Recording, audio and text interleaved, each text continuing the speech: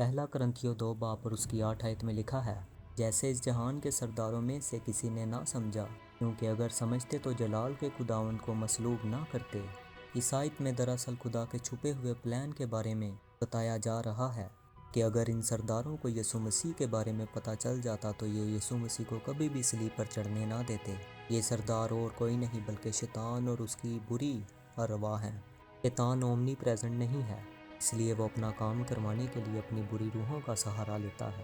یہ بدارواح ایمانداروں اور غیر ایمانداروں کی زندگی میں کام کرتی رہتی ہیں۔ یہ بدارواح دراصل خدا کے پلان کو سمجھ کر خدا کے پلان کو پورا ہونے سے روکنا چاہتی ہیں۔ اب میرا اور آپ کا یہ کام بنتا ہے کہ ہم خدا کے پلان کو سمجھ کر اس پر عمل کریں، اور اس پلان کو جو خدا نے آپ کے لیے رکھا ہے شیطان کو بالکل بھی پتہ چلنے نہ دیں۔ کلام مقدس میں ہمیں یوسف کے بارے میں پتہ ہے، جب اس نے اپنا پلان اپنے بھائیوں اور اپنے باپ کو بتا دیا تو شیطان نے اس کے خلاف کام کرنا شروع کر دیا تھا۔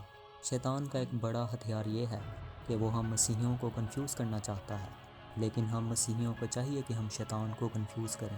جب یسوع مسیح کو پلاطوس کے پاس لے جایا گیا تو وہاں پر ایک بات لکھی گئی ہے، متی 27 باب اور اس کی 1 سے 2 آیات۔ جب صبح ہوئی تو سردار کاہنوں اور قوم کے بزرگوں نے یسوع کے خلاف مشورہ کیا کہ اسے مار ڈالیں، اور اسے باندھ کر لے گئے اور پلاطوس حاکم کے حوالہ کیا۔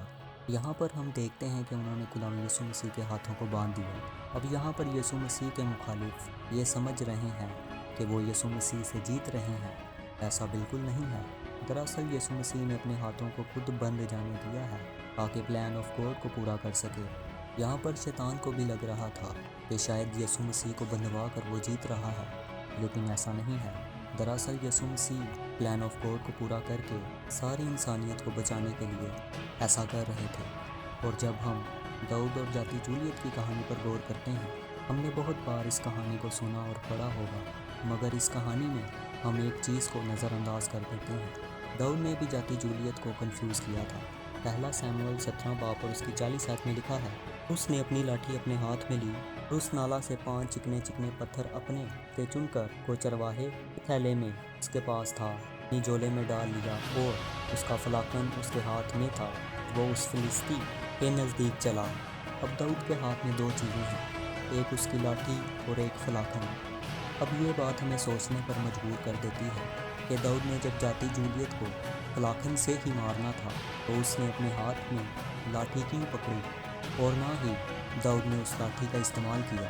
دراصل داؤد جاتی جولیت کو کنفیوز کر رہا تھا۔